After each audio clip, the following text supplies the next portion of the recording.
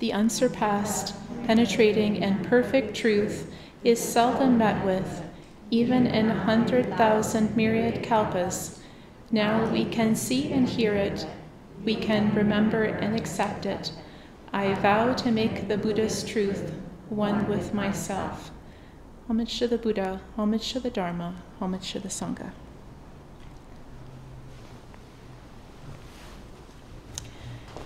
It's so lovely to see you all today.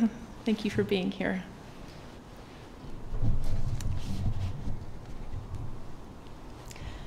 So, the title of my talk today is Things That Fester. And I know that might seem like a bit of a strange title for a Dharma talk, but just bear with me. One of the definitions of the word fester is to become worse or more intense, especially through long-term neglect or indifference. When I think about my own practice, or practice in general,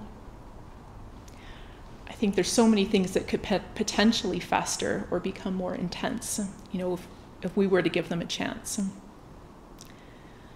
So, we might initially think of anger and jealousy, or resentment, things that, kind of get under our skin and build in intensity.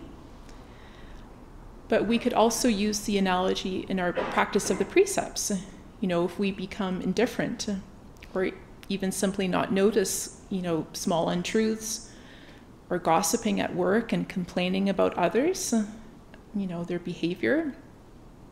Many of the things that seem quite acceptable in society, these also have the potential to suppurate. So today I'd like to talk about the tiny slivers that get under our skin and can lead to unwholesome thoughts and actions. But also the seemingly innocuous things of life and practice that, when grasped after, can lead us further astray on the path. In addition, I'd like to talk about how we can train in the midst of these opposites with gentle kindness and friendliness in order to free ourselves from these fetters so that we may find true peace of heart. So many of you will have heard of the Surangama ceremony, or you might even have been here when we've done this ceremony. This is a ceremony that we do where we circumambulate around the hall, whilst reciting the Surangama litany. In the Surangama litany, we give homage to the three treasures, but also to many other Buddhas and Bodhisattvas, and ask for their protection. Along with giving homage, in the recitation of the scripture, we also ask for help with all the many entanglements, difficult mind states, fetters, distractions, and ailments that can beset us and lead us astray on the path. So if you've chanted the Surangama litany, you'll know how diverse, how bountiful these entanglements can be. In one section of the litany, it says, quote, "If there are any sentient beings who suffer from things that get under the skin and itch or fester, like scabies, ringworm, boils and abscesses, or things that create rot, like syphilis and leprosy, or things that harden, like calluses or corns. Help me to restrain such entanglements with gentle kindness and friendliness. Help me to restrain them with full knowledge of what needs to be done. Help me to restrain them with dignity and in full light. Help me to restrain them with my very hands." And it goes on like that. So at first, when I read these lines, I thought about, of course, the ailments, the things that can cause us physical suffering in our day-to-day lives that might, distract us from our practice. Looking at this scripture now, though, it's obvious that there is both the physical aspect, literally the diseases and conditions that can serve as distractions on the path, but also, for example, the figurative itching of greed, we just can't stop ourselves from doing something, right? The festering of anger and hardening of the self or our opinions and views that can occur in our practice, that can take hold, especially through long-term neglect or indifference.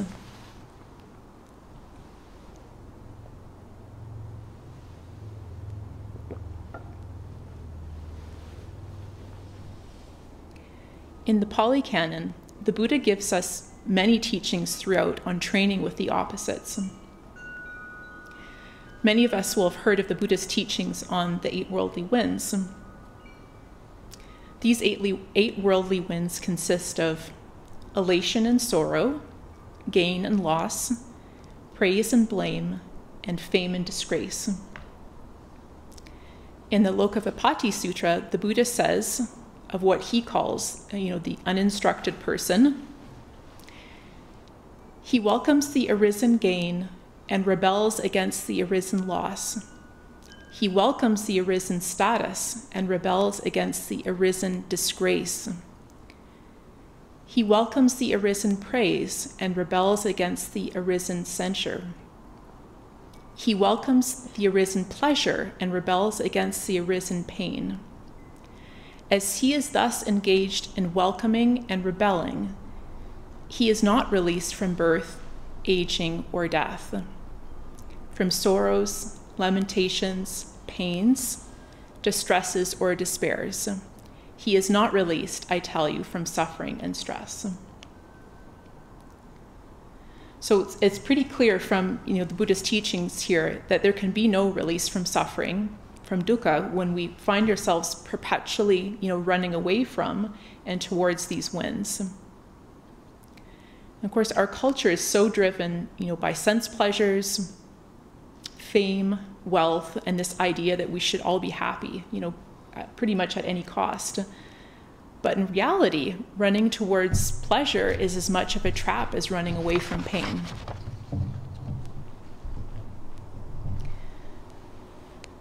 So if we aren't paying attention, we can spend most of our days getting caught up in these opposites without even being aware of it.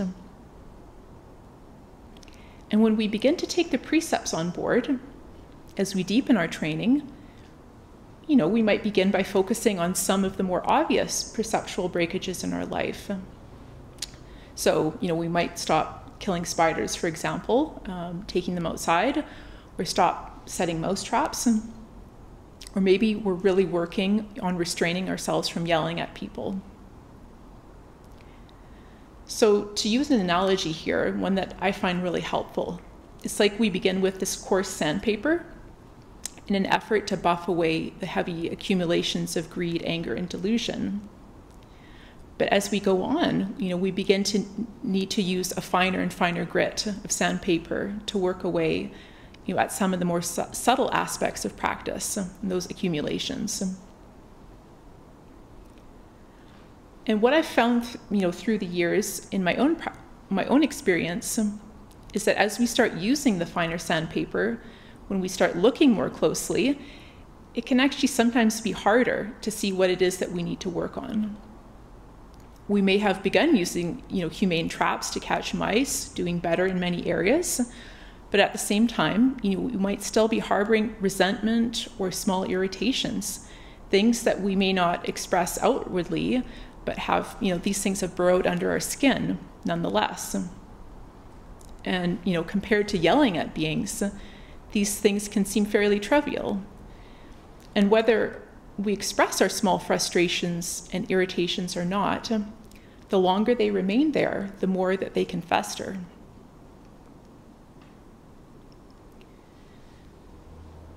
No matter how long we train, greed, anger, and delusion will continue to arise in our daily life. And in fact, it isn't a problem that these irritations and frustrations of daily life arise, or that we have anger or greed arise or whatever. It doesn't make us bad trainees. It's what we do with them. As we go on in training, it's imperative that we begin to look more closely at our words, actions, and deeds with gentle kindness and friendliness, and with dignity and in full light, as it says in the Surangama litany. And I think that this line from the Surangama litany, helped me to restrain such entanglements with gentle kindness and friendliness, is really important here in beginning to examine and convert both the coarse and the fine accumulations in our lives. If we approach the things that we're working on with judgment, it's almost impossible to allow compassion into the situation, because all we might see is a bad person, a bad trainee with anger, greed, jealousy, etc. in their hearts. Because although we may have fear and anger arise, the fear and anger aren't who we truly are. Looking more closely at our practice with gentle kindness and friendliness is an invitation to let go of the judgment, and just a willingness to look upon the dukkha we may be experiencing with a compassionate eye, a curious eye, which can make all the difference.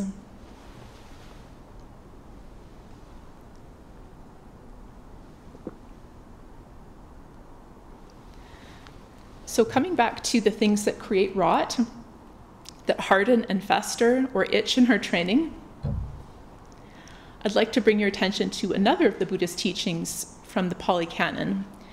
This is from the discourse Grouping on the Feelings from part 6, called the Dart, also sometimes called the Arrow.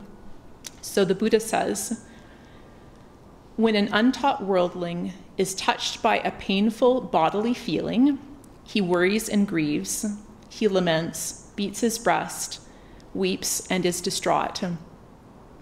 He thus experiences two kinds of feelings, a bodily and a mental feeling. It is as if a man were pierced by a dart, and following the first piercing, he is hit by a second dart. So that person will experience feelings caused by two darts. It is similar with an untaught worldling.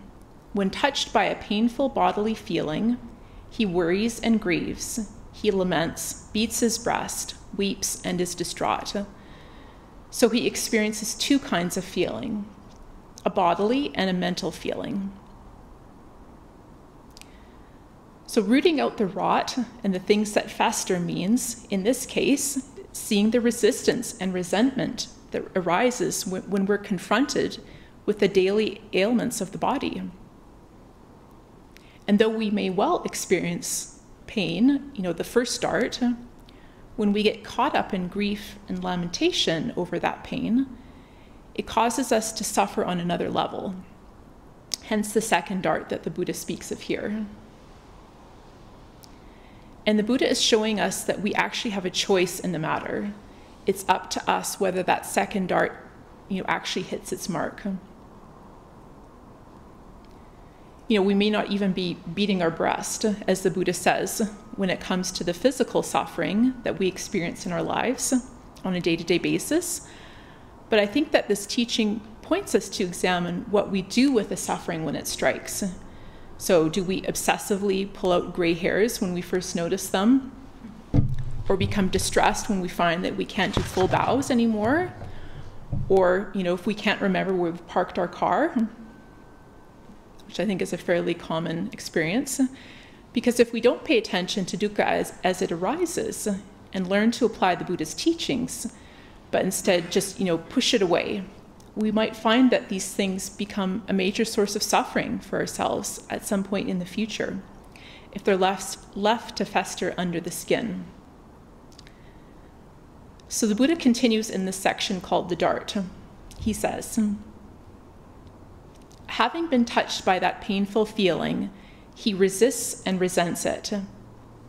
Then in him who so resists and resents that painful feeling, an underlying tendency of resistance against that painful feeling comes to underlie his mind.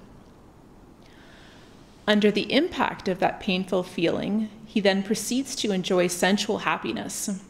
And why does he do so? An untaught worldling, O monks, does not know of any other escape from painful feelings except the enjoyment of sensual happiness. Then in him who enjoys sensual happiness, an underlying tendency to lust for pleasant feelings comes to underlie his mind. He does not know, according to facts, the arising and ending of these feelings, nor the gratification, the danger, and the escape connected with these feelings. In him who lacks that knowledge, an underlying tendency to ignorance as to neutral feelings comes to underlie his mind. When he experiences a pleasant feeling, a painful feeling, or a neutral feeling, he feels it as one fettered by it.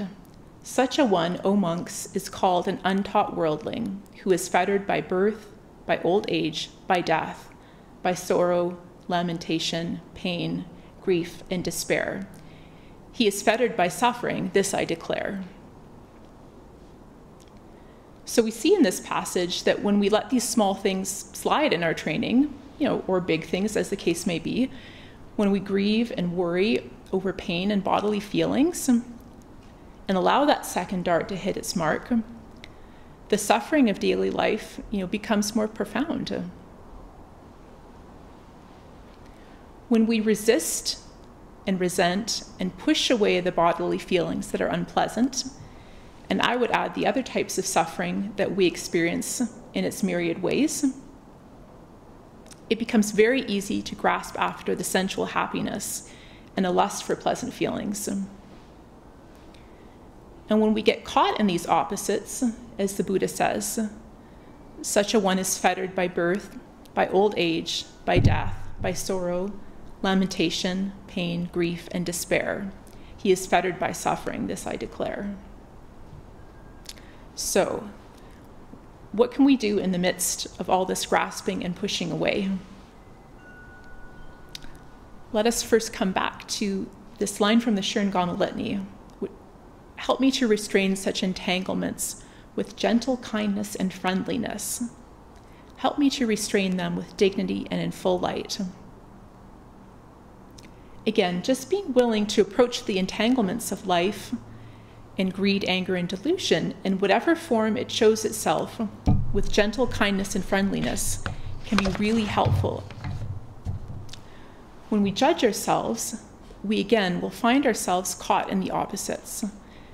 But if we can approach the course and the fine of training with gentle kindness and friendliness, there is an openness there, a willingness first to just look and not to immediately turn away. And if we can approach what we're working on with this kindness and openness, it will help us to restrain them with dignity and in full light. This is really, the shining of a bright light so that we can see the slivers in the first place and see what we're actually dealing with. Because, when we're willing just to look at what it is we're really dealing with in our training, this is truly the first step in converting these aspects. Many of you will have heard, in the introduction to the scripture of Brahma's net, it says, even though drops of water are minute, they gradually fill a large container. And when we don't see the slivers of resentment, greed, and jealousy, or whatever it may be, that get under our skin, our neglect of these things will eventually fill that large container. So whatever we can do in our day, in our day-to-day practice, to train ourselves to notice these things, as they arise, can make a tremendous impact over the long term. And if we find that we're, constantly losing our focus, we just persist in bringing that mind of meditation back to whatever we're doing with gentleness over and over again. Of course, we can better see and deal with these things as they arise when we have a solid foundation in formal meditation.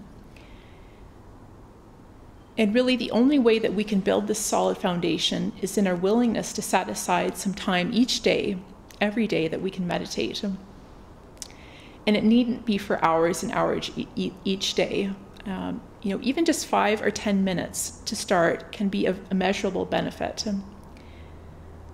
Looking at it from another angle, these minute drops of water of meditation will gradually fill that large container, will build that solid foundation for us when we can put in the time each day, even if it's just for a few minutes, and not to underestimate the merit of this simple practice.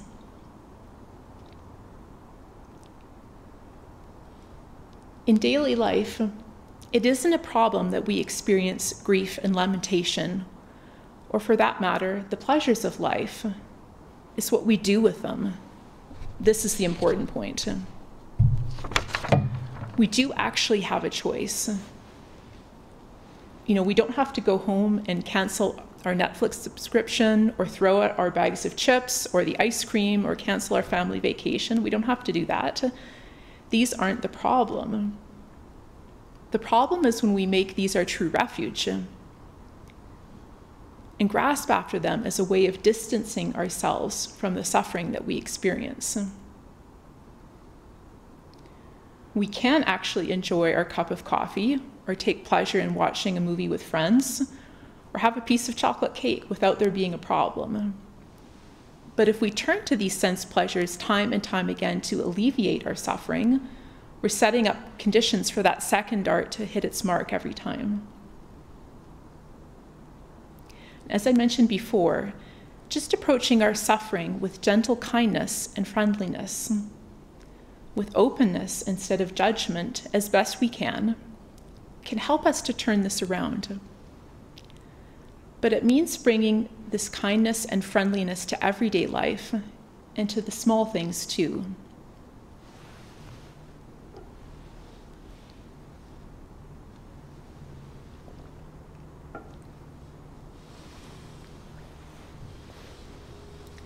Having found the Buddha's teachings, we have this wonderful and rare opportunity to put his teachings into practice in our daily life. As long as we are welcoming and rebelling, as the Buddha said, and I would add, neglecting or indifferent, we won't be freed from birth, aging, or death, from sorrows, lamentations, pains, distresses, or despairs. If we can bring the mind of meditation and the precepts to what we do throughout the day, along with this mind of gentle kindness and friendliness, we can begin to deal with the entanglements that beset us. By doing so, we can see in full light what we're actually facing in our training and what needs our help, so that we can begin to do the work and thus find that true peace of heart for ourselves. Thank you very much.